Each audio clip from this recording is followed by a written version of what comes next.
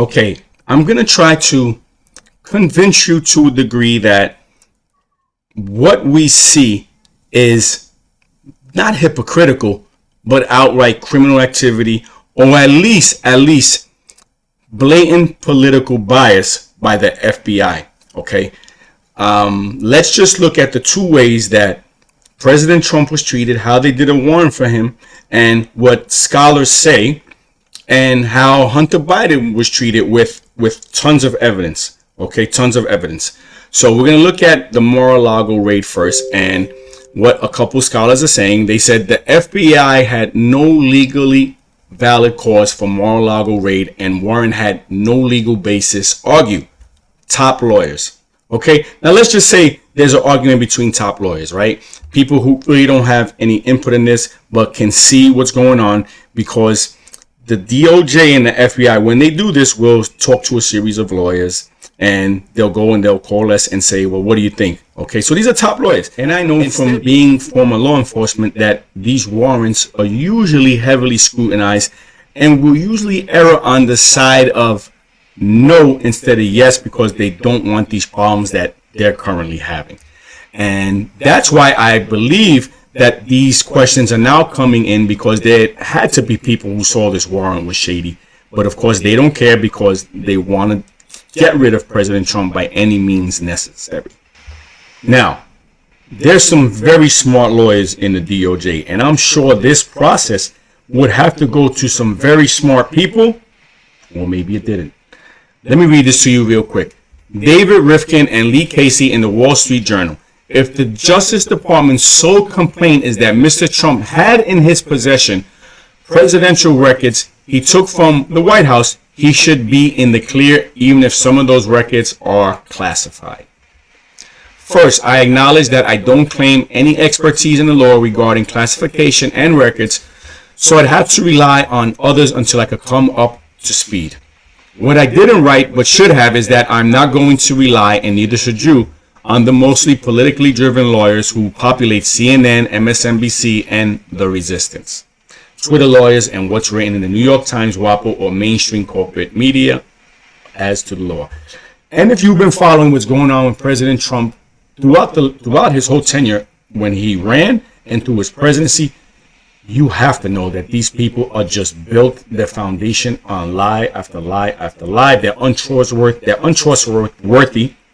Nothing they say is true, and they're always proven wrong in the long run. Just look and see. Second, I didn't understand why Trump's lawyers took so long to file a motion regarding the search warrant, and why the motion didn't expressly challenge the warrant itself. Not just the scope of the record seized, it was just a gut instinct. I not only claim no expertise in the law regarding classification and records, I also don't practice criminal defense lawyer, but something seemed wrong from the start. Someone whose legal analysis I would credit is David Rifkin. I've seen him and his team in action, and they are really good. He's been involved in the notorious Wisconsin John Doe cases, representing the conservative victims of the prosecutorial misconduct. Rifkin and his law partner Lee Casey had an op-ed in the Wall Street Journal on August 22nd, 2022 that confirms my gut instinct that the search warrant was rotten from the go. The Trump warrant had no legal basis. Here's the expert, but read the whole thing in the link. I'm going to put this link in there, and you could read this article for yourself. I really just want to show how there are a lot of questions regarding this warrant, right? And when you're dealing with someone who is like the former president of the United States, you would think the government would err on the side of caution, because he's been actively working with them to come across any problems and to really do everything in his power to cooperate with them. You could read about it. They were talking about how President Trump was sharing information with them, had the FBI come in the house, he was sharing documents, showing them what he had, and then they turned around and did this. Now, this is my whole point. They didn't err on the side of caution. They didn't go back to him and say, we need to see these again. Instead, they decided to do a warrant based on nothing, on bullshit. I believe that they saw documents that they didn't want him to have, because that's what's being told, that had to do with the Russia collusion narrative, and that's what they wanted because he had him, and that was the only way they could get him. And if this is true, honestly, people really, really need to go to jail. I hope this all comes out. I want to see the documents that he had. I'm hoping that all this stuff is exposed, because if he declassified them as he said, then they can show them. But they said, but I'm hearing that Joe Biden, I don't want to say president because he's the resident, that Joe Biden is going to declassify them again. So we have a conundrum here of partisan politics, a war going on within the government, and people doing everything possible to create chaos. That's it, bottom line. But anyway, I wanted to show you this, how they, of course, didn't err on the side of caution. Instead, they went the hardcore route, which was getting a warrant on him and doing what they did. Now, I'm going to show you how they've handled, we already know how they've handled Hillary Clinton.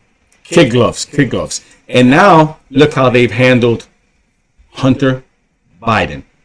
Okay, this is what gets me. They say they have FBI whistleblowers coming forward saying that senior official ordered the Bureau not to investigate the Hunter Biden laptop. How is this not all over the news? Not one whistleblower, whistleblowers, meaning numerous.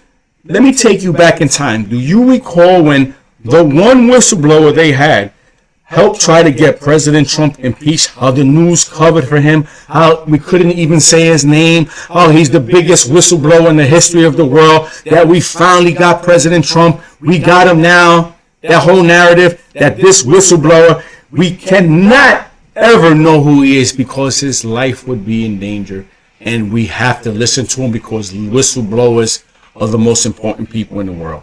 Do you remember that narrative? Where here we have numerous whistleblowers. The media won't talk about it. The media this wholly just disregards it. And just to show you how they're full of it, and there's two different narratives. That's all.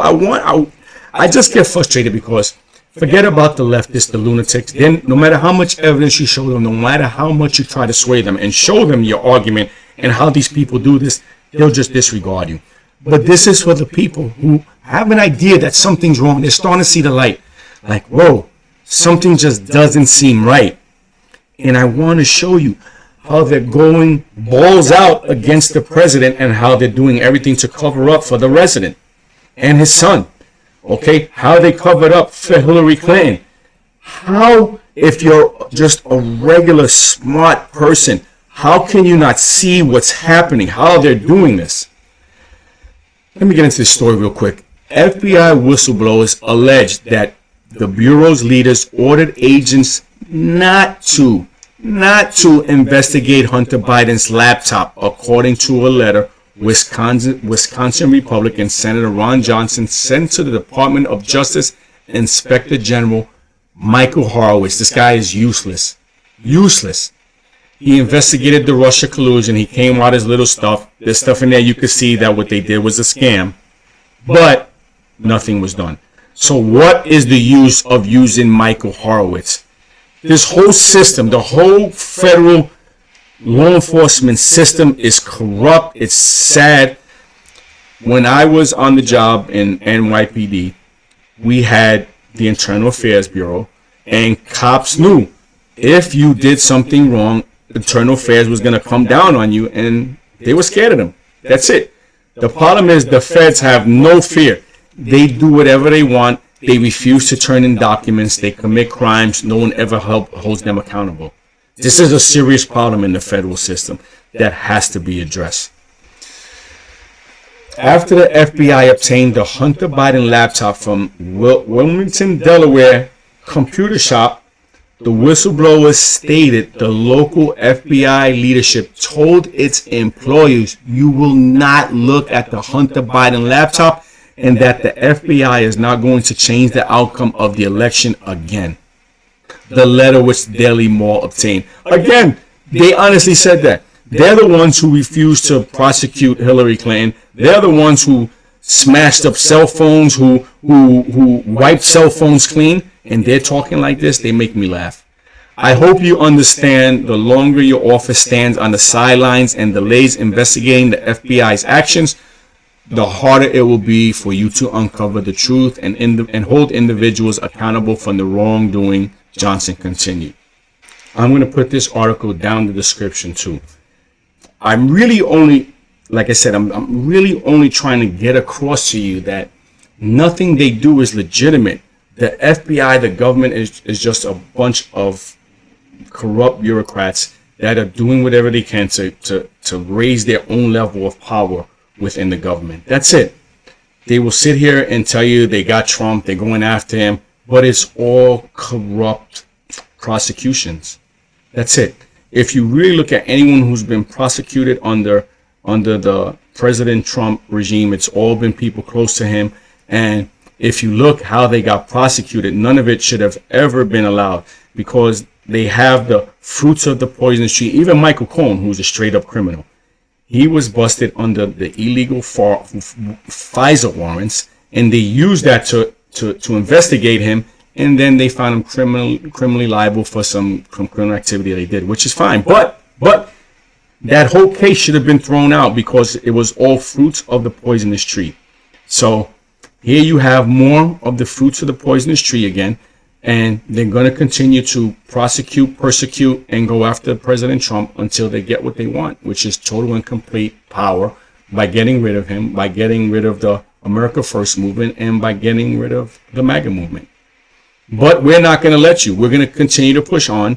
We're going to continue to fight, and we're going to continue to pass out that information and allow you, we, and us to see exactly what our government's doing, because they, as much as they try to control the amount of information, and they continue to try, we're not going to let them, because we're building our own platforms. We're getting our own information out. We're getting the truth out, and we're going to continue to be the digital soldiers that we are and pass this information to people who don't really see or know what's happening.